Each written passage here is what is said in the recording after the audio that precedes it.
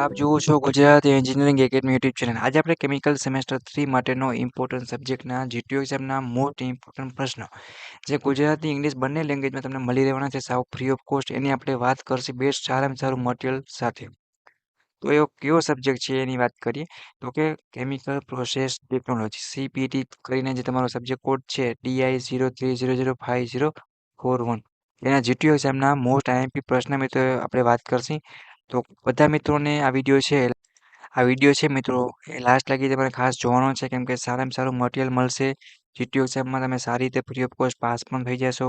અને કયું મટીરિયલ છે, કેટલા કેટલા પ્રશ્ન શું કાંઈ કરવા, બધું જ માહિતી તમને સમજાવવાનું છું. અને કઈ રીતે તમારા માર્ક્સ છે એ કપાય છે તો કઈ રીતે અટકાવવા એ પણ તમને સમજાવીશ. પેપર કઈ રીતે લખવું, કેટલા કેટલા આઈએમપી કરવા, એ બધું વાત કરશે. તો પણ સપોર્ટ માટે સૌથી પહેલાં તમારે આપણી યુટ્યુબ ચેનલને સબસ્ક્રાઈબ કરવાનું છે, કેમ કે બેલ આઇકન પ્રેસ કરી નોટિફિકેશન ઓન કરી દો, જેથી કરીને કોઈ પણ મિત્રોને કાંઈ પણ નવું મટીરિયલ આવે તો ફ્રી ઓફમાં સીધું ધ્યાનમાં આવે. ઘણા મિત્રો કહેતા હોય સર અમે લાસ્ટમાં જોઈન્ટ થયા અને પહેલાં જોઈન્ટ થયા તમને ઘણો બેનિફિટ થતો, એટલા માટે કહું છું ભૂલી પછી ન જવું એના માટે.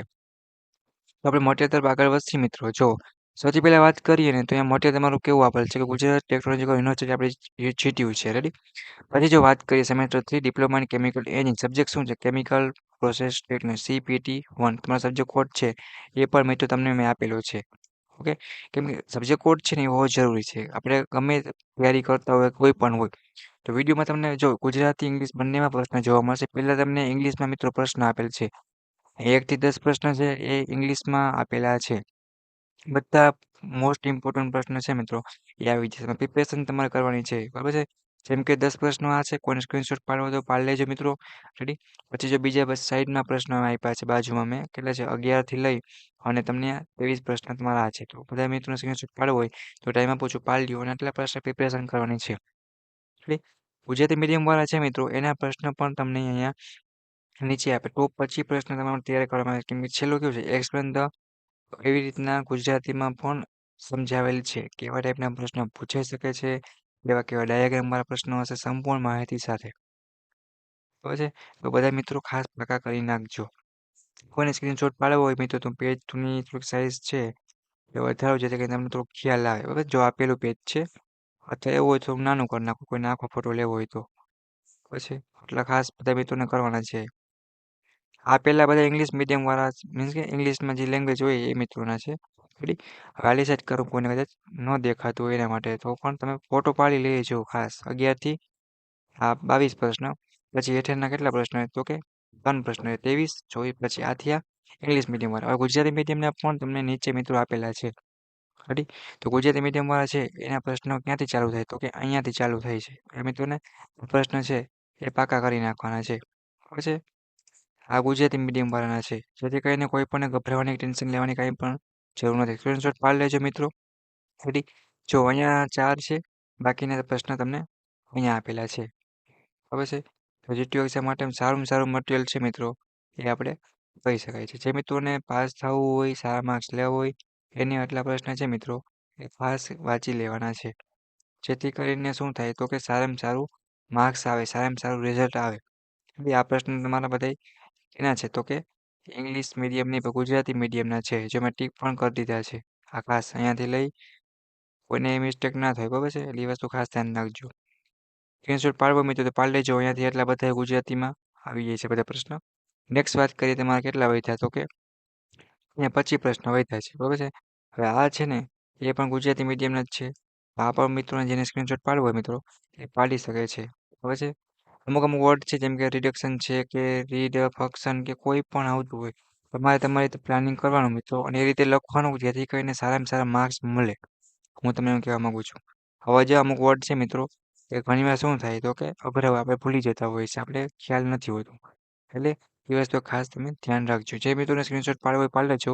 સ્પીડ બહુ વધારે રાખી મિત્રો, કેમ કે ઘણા બધા મિત્રો માગતા સર કે મારા આઈએમપી આપો, મારા આઈએમપી આપો, કેમ કે આપણે આઈએમપી અને સારી રીતે ફેસિલિટી આપી છે, પર્સનલી કોઈને ગાઈડન્સ આપીએ, સમજાવી તો બધાને સારું લાગતું હોય છે. સારા સપોર્ટથી આપણે 10 કે ઉપર પણ પહોંચી ગયા છે. અને કેમિકલ માટેનું સારામાં સારું મટીરિયલ બનાવીએ છીએ અને એક્સપર્ટ લોકો છે એ મટીરિયલ તૈયાર કરે છે. બધા સમમાં તમને બહુ જ મટીરિયલ મળતું રહેશે.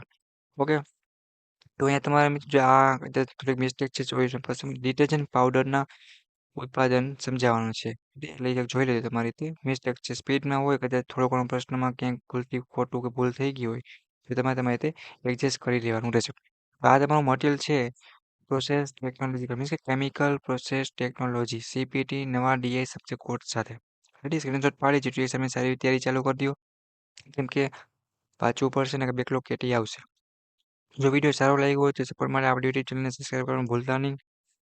અને આવા બધા સબ્જેક્ટના IMP વિડીયો બનાવવા માટે કેમિકલ સેમેસ્ટર 3ની એક વોટ્સઅપ ગ્રુપ બનાવેલ છે જેની જોઈન થવા માટે લિંક તમને નીચે આપી દઉં છું. ફટાફટ બધા મિત્રો જોઈન થઈ જાઓ જેથી કરીને A to Z માહિતી છે, GTU એક્ઝામ ટાઈમ ટેબલ છે, અપડેટ છે, બધી જ માહિતી તમને ટાઈમસર શું ને તો કે મિત્રો મળતી રહે. બીજો કોઈ પ્રશ્ન હોય તો તમે પૂછી શકો છો. ઓકે સેમેસ્ટર 3 અને ડાઉટ કેરી હોય તો કોમેન્ટમાં પૂછી શકો છો અથવા તમે ઇન્સ્ટાગ્રામમાં પણ મેસેજ કરી શકો છો. હવે બીજી વાત કરીએ કે માર્ક્સ કઈ રીતે કપાય છે તો કઈ રીતે સ્કોર કરવા. તો કે આકૃતિ છે ને મિત્રો ફિગર ડાયાગ્રામ સ્કેચ એ બધેમાં જેમાં આવતું હોય ને કમ્પલસરી દોરવાનું રાખો. ઘણા મિત્રો એવું છે વાંચી બધું છે પણ આકૃતિ ફિગર દોરતા નથી. એના માર્ક્સ છે ને મિત્રો એ કપાય છે. એ વસ્તુ ખાસ ધ્યાન રાખજો. બીજું એ કે પોઈન્ટ વાઇઝ અને ચોખ્ખું લખવાનું છે. મુદ્દા પાડી વ્યવસ્થિત. ત્રીજા નંબરનું એ કે સિક્વન્સમાં મીન્સ કે લાઈનમાં પ્રશ્ન લખવાના બાકાચીકી નથી બોલાવવાનું. જેટલું લખશી એટલું સાચું લખશી. ખબર છે. ચોથા નંબરનું એ કે તમારે GTUના પેપર સ્ટાઇલ પ્રમાણે. ચોથું અને મોસ્ટ ઇમ્પોર્ટન્ટ પેપર સ્ટાઇલ પ્રમાણે તમારે શું કરવાનું છે તો કે GTUનું પેપર છે લખવાનું છે. કઈ રીતે લખવું એના પર વિડીયો આપણી YouTube channel Gujarati engineering academy પર પહેલાથી મૂકેલો છે. વોટ્સઅપમાં, ઇન્સ્ટાગ્રામમાં બધી જગ્યાએ તમે મળી રહેશે. ફેસબુકમાં જોવો તેમાં પણ જોઈ શકો છો. GTU એક્ઝામના મોસ્ટ ઇમ્પોર્ટન્ટ છે તો બધા મિત્રો તૈયારી કરી નાખો. બીજો કોઈને કાંઈ પ્રશ્ન હોય કાંઈ પૂછવું હોય તો હું રાઠોડ વિમલ અને અમારી યુટ્યુબ ચેનલની ટીમ છે એ તમને પૂરો મિત્ર તરીકે ગાઈડ કરશે અને ક્યાંય અટકાવશો તો સાથે તમને સપોર્ટ પણ મળશે. રેડી તો આશા રાખું છું કે CPT સબ્જેક્ટમાં બધા મિત્રો પાસ થઈ જશે કેમિકલમાં. અને બીજો કંઈ ડાઉટ કરી કાંઈ પણ પૂછવું તો કોમેન્ટ કરી આવજો. તમને 100% મિત્રો રિપ્લાય છે એ તમને મળી રહેશે. ઓકે તો વિડીયો પૂરો કરું છું. તમારા દોસ્તોને બધાને વોટ્સએપ ગ્રુપમાં જોઈન કરજો. એની લિંક નીચે આપેલ છે તમે એડ પણ કરી શકો છો. અને આ વિડીયો તમારા સેમેસ્ટર 3ના બધા દોસ્તોને મોકલો મિત્રો. સપોર્ટ માટે આપણી યુટ્યુબ ચેનલને સબસ્ક્રાઈબ કરી બેલ આઇકન પ્રેસ કરો અને GTU એક્ઝામની તૈયારી ચાલુ કરી દો. બીજી કે અટકાવશો કે હેલ્પ જોઈતો હોય તો મને કોમેન્ટ કરજો. ઓકે મિત્રો thank you take care bye bye. Thank you for watching Gujarati engineering academy.